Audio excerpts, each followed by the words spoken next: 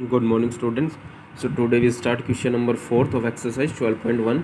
ठीक है, fourth question की स्टेटमेंट पढ़ते हैं कि find the area of a triangle two sides of which are 18 centimetre and 10 centimetre.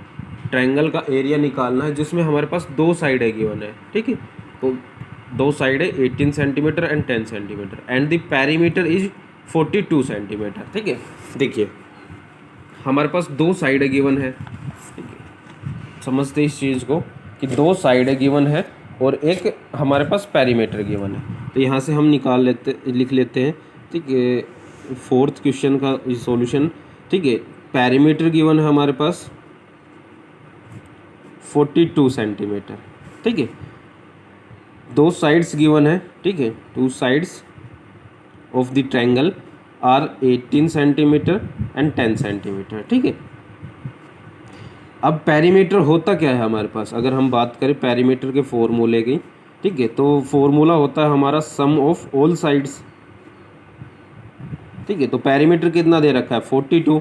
ठीक है, सम ऑफ ऑल साइड्स मतलब तीनों साइड का सम। ट्रायंगल की कितनी साइड्स होती है, तीन साइड। तो पहली साइड 18, दूसरी साइड 10, तीसरी को हम लेट कर लेंगे x। ठीक है, अब ये बात पहले लिखनी है कि let the third side of triangle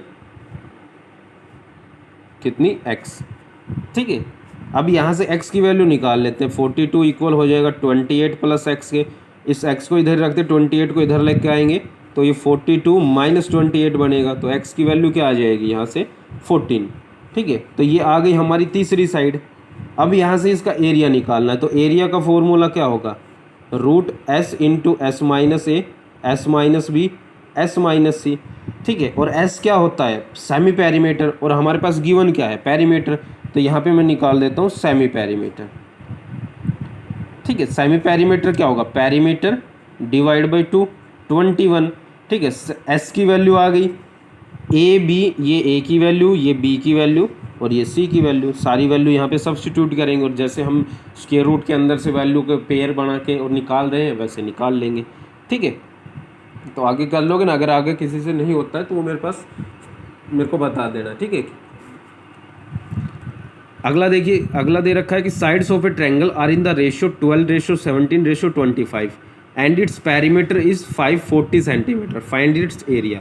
ठीक है, अब जो है साइड्स का रेशियो दे रखा है। ठीक है, साइड्स का रेशियो दे रखा है। तो जब भी हम देखिए, आप 8th क्लास में भी पढ़े आए होंगे कि राम श्याम की एज का रेशो। ठीक है, तो हम मान लेते हैं कि वहाँ पे राम की, मान लो राम और श्याम की एज का रेशियो दे रखा है 5:8। तो हम वहाँ पे नहीं करते थे कि let the Ram's age equal to 5x, Shyam's age equal to 8x। ठीक है, मतलब किसी वेरिएबल से मल्टीप्लाई कर लेते हैं उसकी। ठीक है, ऐसा ही हम यहाँ पे करेंगे कि 12:17। जब भी रेशियो का क्वेश्चन आएगा तो हम ऐसे ही अटैम्प्ट करेंगे हर बार। ठीक है, तो यहाँ पे भी देखिए रेशियो में दे रखा है, तो हम मान लेते हैं। ठीक है, कि let the sides of triangle, sides of triangle. ठीक है, रेशियो को हटा के उस रेशियो के की जगह पे हम क्या यूज कर देंगे, एक वेरिएबल यूज कर देंगे कि 12x, 17x और 25x। अब दे रखा है इसका पेरीमीटर, पेरीमीटर दे रखा है हमारे पास 540 सेंटीमीटर। ठीक है, अब पेरीमीटर का फॉर्मूला, अब देखिए ये साइड से तीनों मतलब क्या क्या है, ये ए बी सी की वैल्यू। पेरीमीटर क्या होता है हमारा सम ऑफ ऑल साइड्स। ठीक है, सम ऑफ ऑल साइड्स इक्वल आएगा 540 के। ठीक है, का सम करेंगे तो 12x plus 17x plus 15x equal to 540। ठीक है, यहाँ से देखिए ये बन जाएगा 17, 29, 30, 1 2 3 40, ये नहीं 25 है ये। ठीक है, 25, तो 25 ये 54x इक्वल हो जाएगा 540 के। ठीक है, तो x की वैल्यू ये मल्टीप्लाई में उधर जाएगा तो डिवाइड में, डिवाइड बाई 54 इक्वल हो जाएगा 10 के। ठीक है, x की वैल्यू 10 आ गई तो साइड्स क्या क्या आ जाएंगी, साइड्स ऑफ ट्रायंगल हम निकाल सकते हैं। ठीक है, 12x मतलब 12 इंटू 10 ये हो जाएगी 120। दूसरा है 17 इंटू एक्स, तो 17 इंटू 10 170। ठीक है, ऐसे ही तीसरी 25 इंटू 10 250। ठीक है, तीनों आ गई हमारे पास।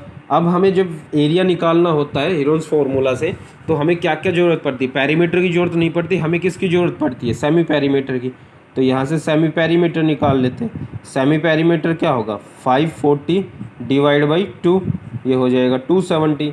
ठीक है। और इसको मैं कंप्लीट करके दिखा देता हूँ आपको कि root S into S minus A, S minus B, S minus C. ठीक है, एस की वैल्यू कितनी आई 270, ये हो जाएगा 270 माइनस ए की वैल्यू कितनी 120, 270 माइनस बी की वैल्यू 170, 27 माइनस 250 सी की वैल्यू। ठीक है, तो यहाँ से हमारे पास एरिया निकल के आएगा। तो यहाँ से इनकी सभी की वैल्यू पुट कर देते, ये 270 इंटू ये बचेगा हमारे पास 150 इंटू ये बचेगा हमारे पास 100 इंटू ये 20। ठीक है, तो जो भी आपको देखिए यहाँ से 0 0 तो हम जरूर निकाल लेंगे। ठीक है, 0 के पेयर बन रहे हैं तो 1 0 2 और 2 4 0 आ रही है, तो बाहर कितनी जीरो जाएंगे 2 जीरोज, तो ये तो बन जाएगा 100, 2 0 बाहर गई तो अंदर बच जाएगा हमारे पास 27 के फैक्टर कर लेते हैं, 3 इंटू 3 इंटू 3, 27 को लिख सकते हैं, 15 को 3 इंटू 5 इंटू 10। देखिए यहाँ से तो पूरा ही जा चुका है बाहर, पूरा जा चुका है। ठीक है, 100 का 100, तो हमने 4 0 ये निकाली थी। ठीक है, मैंने जो यहाँ पे अंडरलाइन कर रखा है, तो 4 से 2 आएंगी। अब 20 के और फैक्टर, 20 के फैक्टर क्या हो जाएंगे 2 इंटू 5। अब देख लेते हैं कि किस किस के पेयर बन रहे हैं। एक 3 का पेयर बन रहा है, फिर से 3 का पेयर बन रहा है, फिर 2 का पेयर बन रहा है, फिर 5 का पेयर बन रहा है, तो ये सारी बाहर आ जाएंगे। तो ये बन जाएगा 100 इंटू 3 ये पेयर, 100 इंटू 3 ये पेयर, इंटू 5 ये पेयर, इंटू 2 ये वाला पेयर। तो ये हो जाएगा 3 3 जा 9, 9 5 जा 45, 45 2 जा 90 और डबल 0। ठीक है, तो ये हो जाएगा 900 सेंटीमीटर स्क्वायर इसका एरिया। ठीक है, चलिए 6th क्वेश्चन में आपको खुद करना है, अगर फिर भी समझ में ना आए तो मेरे से पूछ लेना। देखिए कि an isosceles triangle has perimeter, perimeter दे रखा है, आइसोसेलेस ट्रायंगल दे रखी है। आइसोसेलेस ट्रायंगल की प्रॉपर्टी अब पता होना चाहिए। ठीक है, क्या प्रॉपर्टी होती है जिसकी 2 साइड्स इक्वल हो।